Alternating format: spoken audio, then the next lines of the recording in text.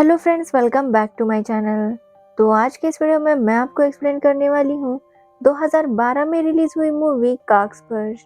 तो अगर आपको काकस्पर्श का मतलब नहीं पता तो मैं बता देती हूँ कि काकस्पर्श मतलब जब किसी इंसान की अंतिम विधि की जाती है तो उसके बाद कौवे को खाना खिलाया जाता है। जब कौवा उस खाने को छू लेता है या खा लेता है तब उसे कहते हैं काकस्पर्श। तो चलिए अब विदाउट वेस्टिंग टाइम हम मूवी का एक्सप्लेनेशन स्टार्ट करते हैं। ये कहानी आज़ादी से पहले की है। कोकण के एक छोटे से गांव में हरी दामले नाम का एक इंसान रहता है। उसकी वाइफ तारा और उनके 3 छोटे छोटे बच्चे। हरी का एक छोटा भाई है महादेव और उसकी एक विधवा आत्या है जिसके साथ वो अपने घर में रहता है। हरी ब्राह्मण फैमिली से बिलोंग करता है और जब उसका भाई बहुत छोटा था तभी उनके माँ बाप की डेथ हो चुकी थी। हरी सोचता है कि अब महादेव बड़ा हो चुका है और उसकी शादी करनी चाहिए। हरी महादेव को शादी के लिए कन्विंस करता है और महादेव भी मान जाता है।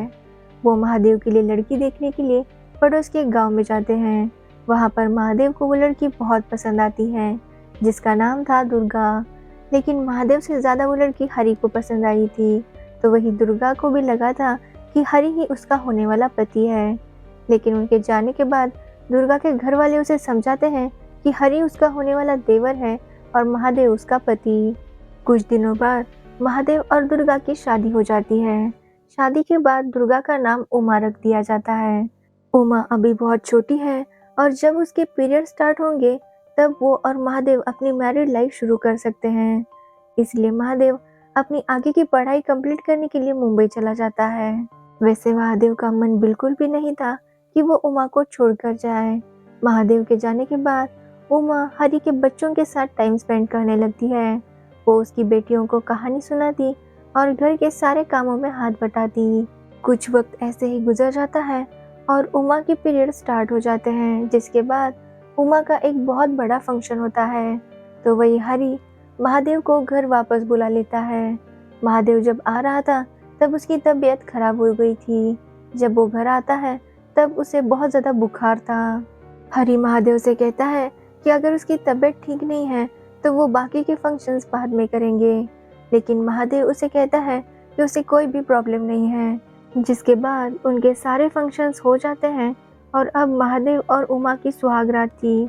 महादेव उमा के पास आने की कोशिश करता है और तभी उसे कुछ हो जाता है और वो बेहोश होता है। उमा सबको चिल्लाकर बुलाती है। तब सब लोग डॉक्टर को लेकर आते हैं। डॉक्टर बताता है कि महादेव को बहुत ज़्यादा बुखार है और उसने काफ़ी समय से रेस्ट भी नहीं किया, ना ही उसने दवाई ली है, जिसकी वजह से उसकी कंडीशन काफ़ी ज़्यादा ख़राब हो गई है। डॉक्टर महादेव को कुछ दवाई देते हैं और रात भर उसे ऑब्जर्व करने के लिए कहते हैं। लेकिन अगले दिन ही महादेव की मौत हो जाती है और उनके हंसते खेलते घर में मातम छा जाता है। तो वही हरि महादेव की अंतिम विधि करने लगता है। अंतिम विधि के बाद जब कौवे को नैवेद्य खिलाने की बारी आती है तो कौवा नैवेद्य को छू ही नहीं रहा था। सब लोग परेशान थे कि कौवा ऐसा क्यों कर रहा है। बहुत देर तक इंतजार करने पर हरि कुछ मन्नत बोलता है, जिसके बाद कौवा नैवेद्य को छू लेता है। हरि का फ्रेंड बलवंत ये समझ नहीं पाता कि हरि ने ऐसा क्या बोला जो कौवे ने नैवेद्य को खा लिया।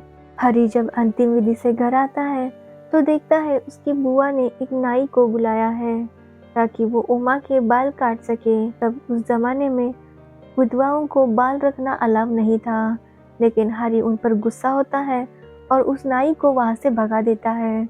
तो वही उमा बहुत डरी हुई थी। वो नहीं चाहती थी कि कोई उसके बाल काटे।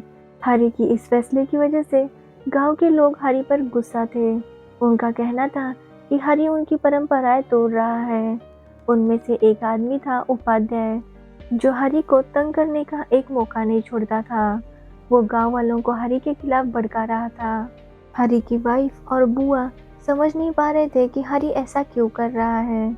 उमा के घर वाले उमा को वापस लेने के लिए आते हैं, लेकिन हरि उन्हें मना कर देता है।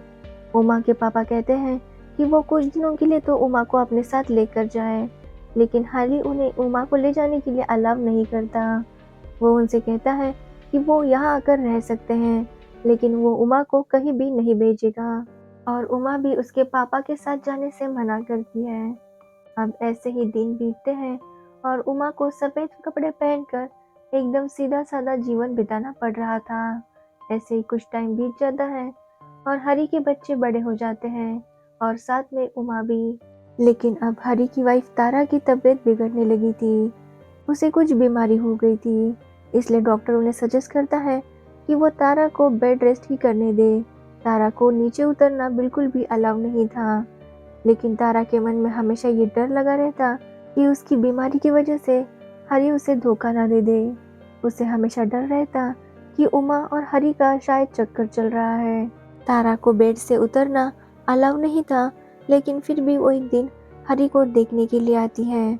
उसे लगता है कि हरी और उमा साथ होंगे, लेकिन ऐसा कुछ भी नहीं था, जिससे तारा के मन का डाउट क्लियर हो जाता है। वो हरी से कहती है कि उसे लगता है कि वो ज़्यादा दिनों तक बच नहीं पाएगी और वो चाहती है कि वो उमा से शादी कर ले। तारा कहती है उसे पता है कि हरी उमा को पसंद करता है। वो चाहती है कि उसके जाने के बाद हरी उमा से शादी कर ले, लेकिन हरी उसकी बात नहीं मानता। तारा यही बात उमा से भी कहती है। उमा उसकी बहुत सेवा करती थी, लेकिन फिर भी तारा की मौत हो जाती है। तारा के जाने के बाद सबको लगता है कि हरी उमा से शादी कर लेगा, लेकिन हरी इस बात के लिए नहीं मानता। बहुत से लोग उसे कन्विंस करने की कोशिश करते हैं, लेकिन हरी डिसाइड करता है कि वो अपने बेटे की शादी करवाएगा और घर में बहू लेकर आएगा, और वो वैसा ही करता है।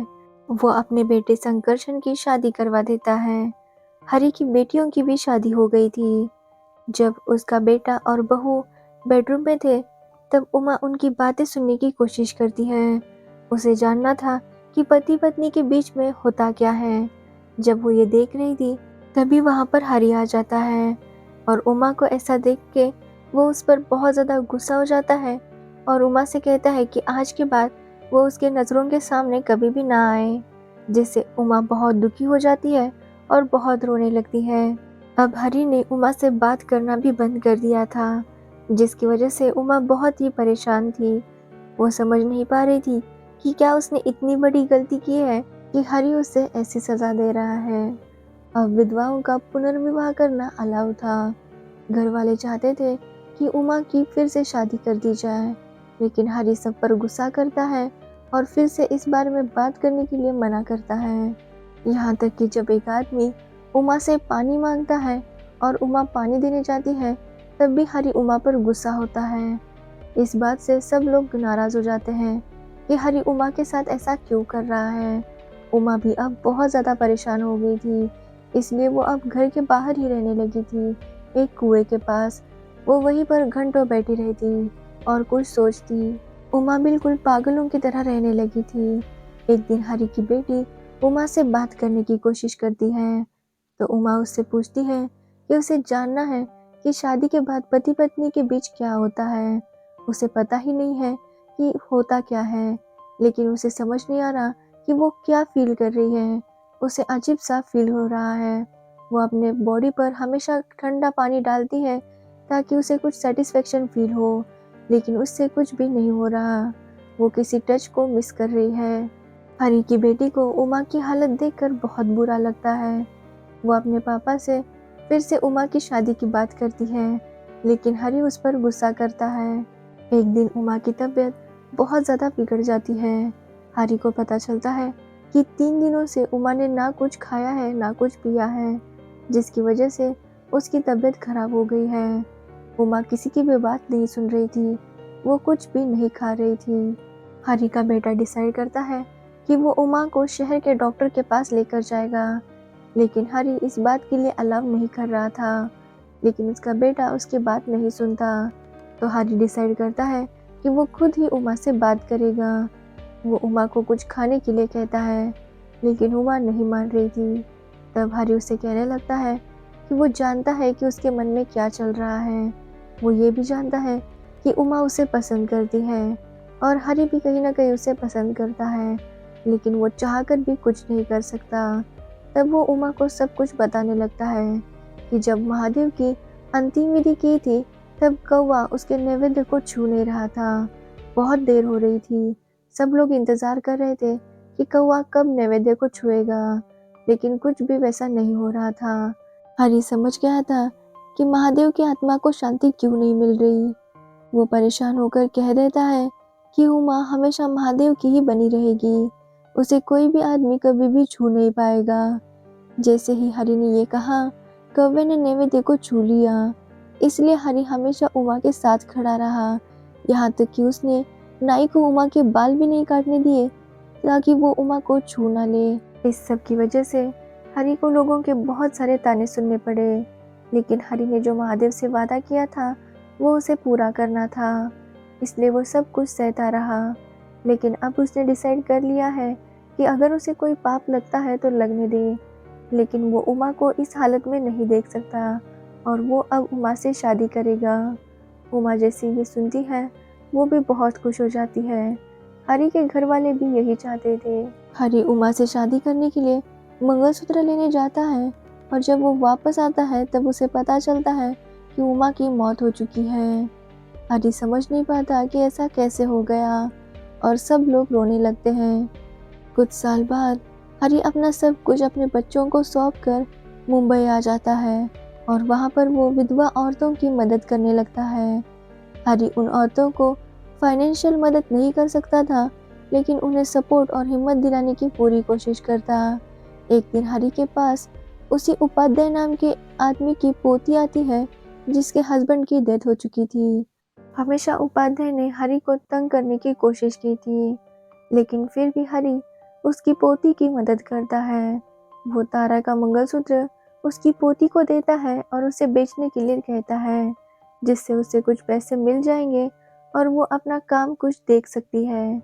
उसके जाने के बाद हरि अपने फ्रेंड बलवंत से कहता है कि जब वो उमा के लिए मंगलसूत्र लेने गया था तब उमा की कंडीशन इतनी बुरी नहीं थी कि उसकी मौत हो जाए, लेकिन जब वो वापस आया तब उसकी मौत हो चुकी थी। ये बात आज भी उसको खाई जाती है। जब भी वो आंख बंद करता है उसकी नज़रों के सामने उमा का वही हंसता हुआ चेहरा आता है जब उसने पहली बार उमा को देखा था, यानी कि उमा ने खुद ही अपनी जान ले ली थी। वो नहीं चाहती थी कि हरि ने जो महादेव से वादा किया है वो टूटे, इसलिए वो खुद को ख़त्म कर लेती है और यहीं पर ये मूवी एंड हो जाती है। तो ये थी मूवी काकस्पर्श की स्टोरी। अगर आपको ये स्टोरी और एक्सप्लेनेशन पसंद आया हो तो वीडियो को लाइक कमेंट शेयर ज़रूर करना और मेरे चैनल को सब्सक्राइब करना बिल्कुल मत भूलना। Thanks for watching the video.